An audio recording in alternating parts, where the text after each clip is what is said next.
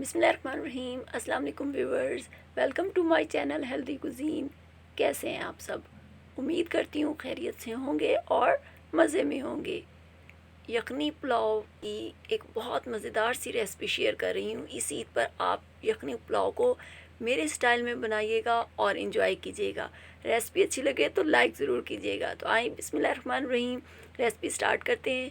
इसके लिए मैंने ले लिए थे 6 ग्लास पानी। 6 ग्लास पानी में मैंने शामिल कर दिया 1 प्याज, 1 टेबलस्पून धनिया साबित, 6-7 लहसुन के जवे शामिल कर दिए, 1 टेबलस्पून सौंफ शामिल कर दिया, 2 टीस्पून नमक शामिल कर दिया और 5 से 7 मिनट आपने अच्छी तरह बॉईल कर लेना है सारी चीज़ों को। फिर इसके बाद मैंने शामिल कर दिया इसमें हाफ़ kg चिकन। आप बीफ, मटन जिस चीज़ में बनाना चाहें आप वो इसमें ऐड कर सकती हैं।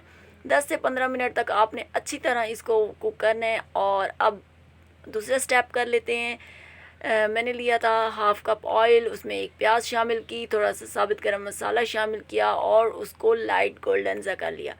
फिर 1 अदद टमाटर शामिल किया, उसको फ्राई कर लिया। जब टमाटर सॉफ्ट हो गया तो मैंने जो हमारी यखनी में से चिकन था वो निकाल कर वो इसमें ऐड कर दिया।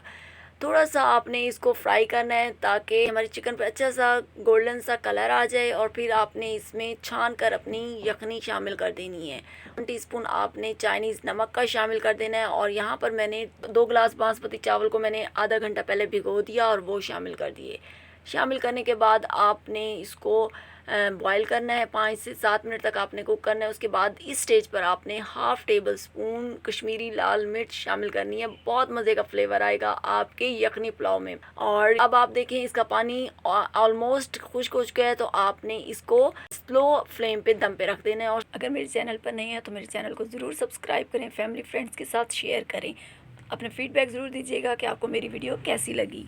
साथ एक मज़ेदार सा झटपट सा रायता बना लेते हैं जिसमें प्याज, टमाटर, हरी मिर्ची शामिल करनी है, दही शामिल करनी है, आपने पुदीने के पत्ते शामिल करने हैं, नमक शामिल करना है और चाट मसाला। तो मज़ेदार सा रायता तैयार हो जाएगा। और ये देखिए हमारा खिला खिला मज़ेदार खुशबूदार, ये मैं आपको गारंटी देती हूँ कि ये इतना खुशबूदार और लाइट पुलाव बनता है कि सब वाह वाह करेंगे।